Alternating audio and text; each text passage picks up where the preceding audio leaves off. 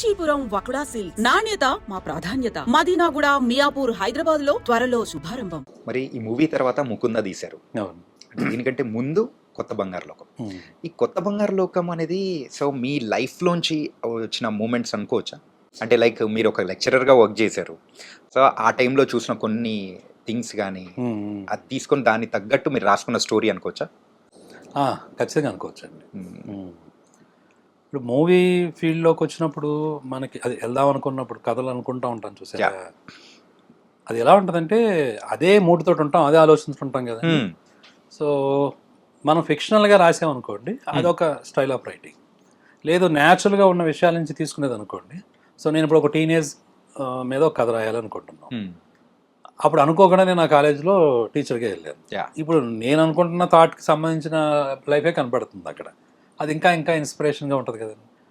పైగా నాకు బాగా ఉండే అలవాటు ఏంటంటే ఇవి స్టిల్ ఐ ఫాలో అండి. వచ్చిన బుక్ పెట్టుకుంటాను.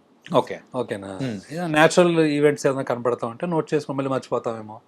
ఆ ఇన్స్పిరేషన్ ఒకటి ఉంటుంది చూసారు. అవును సార్. పైగా అది ఎలా ఉంటుందంటే ఆ టైంలో రాస్తున్న కథ తాలూకు విషయాలే మైండ్లో మెదులుతూ ఉంటాయి. సో ఇది మేబీ ఎంటెక్ చదువుతున్నప్పుడు రీసెర్చ్ చేసిన అలవాటుకి దీంట్లో కూడా వచ్చినట్టుంది అది. ఓకే. సో మేబీ అంతే. అలాగా అప్పుడు నిజంగానే అప్పుడు టీనేజ్ కథ రాయాలని ఒక కోరిక, చాలా ఇష్టంగా ఉండేది.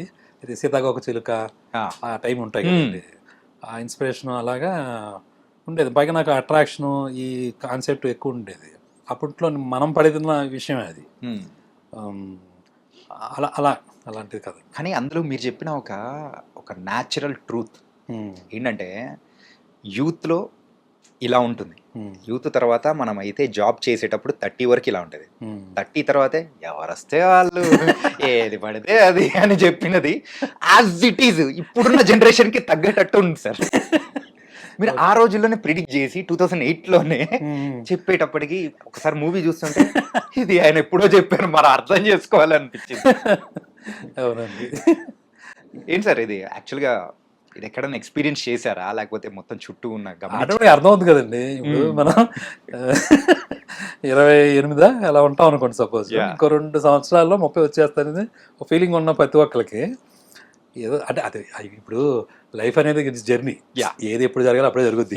ఎవడెంత కింద మీద పడినా మరి అదేంటి అదొక మిరాకిల్ కదండి. ఎవరు ప్రతి ఒక్క లైఫ్లో చెప్తూ ఉంటారు కదా, సాధన లేకపోతే ప్రయత్నం గొప్పదా లేకపోతే రాత గొప్పదా అంటే అది దానికి ఆన్సర్ అప్పటికే ఎవరికే దొరకదు, అది వెళ్తానే ఉంటుంది. సో కాకపోతే మనకి కొన్ని మార్క్స్ ఉంటాయి ఏజ్లు బట్టి. మనకి సొసైటీలో ఉండేది తొందరగా 25 లోపల పెళ్లి చేసుకోలేదు, 25 లోపల సెటిల్ అవ్వు, లేదా 30 తర్వాత ఇంకోటి, లేదా 30 ఈ అంటం వల్ల వచ్చే ఇన్ఫ్లుయెన్స్ తప్ప ఇప్పుడు ఎవరి లైఫ్ ఎవరు ఎక్కడ సక్సెస్ అవుతారు ఎలా తెలుస్తుందండి. అయితే ఈ పాయింట్ దగ్గర కామెడీలు వస్తూ ఉంటాయి ఈ చిన్న చిన్న విషయాల వల్ల. సో ఒక్కసారి 28 టచ్ అవుతున్నప్పుడు ఇంకో 2 సంవత్సరాలు 30 వస్తుందంటే ఏ చేసినప్పుడు చేయలరా. ఆ ఫోబియా అనేది అబ్బాయిలకు మెయిన్ గా ఉంటుంది. అమ్మాయిలకైతే సంబంధం లేదు. ఆ మూడంగి పడిందంటే ఏదో తెలియదు లోపల నుంచి ఒకటి కొట్టేసుకుంటూ ఉంటాడు. ఇంట్లో వాళ్ళు ఏం అనకపోయినా కానీ అంటారు అన్నది ఒక ఫీలింగ్.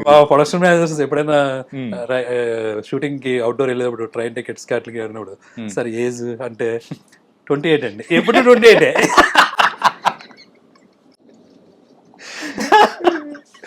సో అలాంటి వాటి నుంచి వచ్చిందేనండి అది. సరదా ఇది కామెడీగా ఉంటుంది. 30 తర్వాత ఏదొస్తే దాన్ని చేసుకోవాలి, ఎవరితో వస్తే దాన్ని చేసుకోవాలి. కానీ రావు రమేష్ గారితో చెప్పించే విధానం అనేది కూడా ఫస్ట్ 2 సీరియస్ నోట్లో ఉంటుంది. కానీ ఎప్పుడైతే 30 ఇది చెప్తారో అది కంప్లీట్ గా టోన్ అనేది చేంజ్ అయిపోతుంది. అవునండి, ఎవరు ఎక్స్పెక్ట్ చేయాలి. నేను చెప్పేది అలా చెప్పారండి, ఆయన చేసింది చాలా బాగా చేశారండి. ఆయన ఓన్ గానే దాన్ని బాగా తీసుకుని చేశారు. అందుకనే కొంతమంది ఆర్టిస్టులకి అది ఒక విషయం వస్తే వదలరు కదా వాళ్ళు. ఏంటి సార్ యాక్చువల్గా హ్యాపీ డేస్ తర్వాత కొత్త బంగారు లోకం ఆ వైబ్ అనేది ఆ ట్రెండ్ అనేది నడుస్తున్న టైంలో సో పుట్టిన కథ అది కూడా సూపర్ బ్లాక్ బస్టర్ అనేది కూడా నడిచింది. అదే ఫస్ట్ సక్సెస్ ఎలా ఎంజాయ్ చేశారు అసలు? అయ్యో సక్సెస్ ఎప్పుడు బాగుంటుంది కదండి. మరి అందులో ఊహల్లో కూడా కాంప్రమైజ్ అన్నట్టు ఆ సినిమా డైలాగ్ లాగా ఎంజాయ్మెంట్ తక్కువ ఉంటుంది. అంటే ఎంజాయ్మెంట్ అంటే ఒక మంచి ఒక ప్రోత్సాహం, చేసిన ప్రయత్నం బాగుంది, సక్సెస్ అయ్యింది, ఓకే బాగుంది కదా అని ముందుకెళ్ళటం అనమాట. ఇంకొంచెం ఉత్సాహం తీసుకొస్తుంది. ఫస్ట్ మీరు డైరెక్టర్ గా కంటే యాక్టర్ గా మా అందరికి పరిచయం అయ్యారు. బొమ్మరిల్లు సినిమాలో ఒక చిన్న రోల్ తో కనిపించారు. అవునండి అవును. అది ఎలా అది వేయాల్సి వచ్చింది, అది వేయాల్సి వచ్చిందా? చేయాల్సి వచ్చిందండి. ఓకే, వేయాల్సి వచ్చింది, అలా అయిపోయింది సార్. అంతే జరిగిందండి. అప్పుడు ఓకే. దిల్రాజ్ గారేనండి అది కూడా. ఆ అబ్బాయి వెళ్ళిపోయాడు అంటాడు, ఎవరు ఆ క్యారెక్టర్ క్యారెక్టర్ వేయాల్సిన వాడు వెళ్ళిపోయాడు. ఎందుకంటే అక్కడ ఒక ఇన్సిడెంట్ జరిగిందండి. ప్రకాష్ రాజ్ గారు వచ్చినప్పుడు మా భాస్కర్ గారు ఏదో అడిగారు, కొంచెం డై వేసుకోండి అని ఏదో చెప్పారు. ఆయనకి ఏంటంటే ఫుల్గా ప్రిపేర్ అయ్యి రావటమో, లేకపోతే ప్రకాష్ రాజ్ గారికి ఏంటంటే ఒక మూడ్ ఆఫ్ ఉంటుంది కదా, అక్కడ మళ్ళీ ఏదో మళ్ళీ కొత్తగా చేంజ్ చేసి చెప్తే నచ్చలేనట్టుంది. దానికోసం కొంచెం గట్టిగా అరిచారు ఆయన. అరిచి ఒక 1 అవర్ టైం ఇవ్వండి వెళ్ళిపోయారు.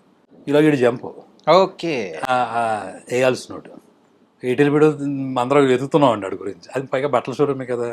అప్పుడు దిల్రాజ్ గారు పిలిచి ఇడికి వేసేయండి అంటే అప్పుడు నేను గుండె చేయించుకుని వచ్చాను. సార్ బాగోదు సార్, స్క్రీన్ మీద ఒకళ్ళు చేస్తే బాగా చేయాలి లేదని కొంచెం బలవంతంగా చేయించారు. ఆ గడ్డం కూడా కొంచెం అప్పుడు అలా చేయాల్సి వచ్చింది. అలా చేయాల్సి వచ్చింది. కానీ తర్వాత అండి దిల్రాజ్ గారు ఒక మాట అన్నారు, నువ్వు చాలా మంచి పొజిషన్కి వెళ్తావు అని అన్నారు. అంటే ప్రోత్సాహం అనేది కూడా ఒకటి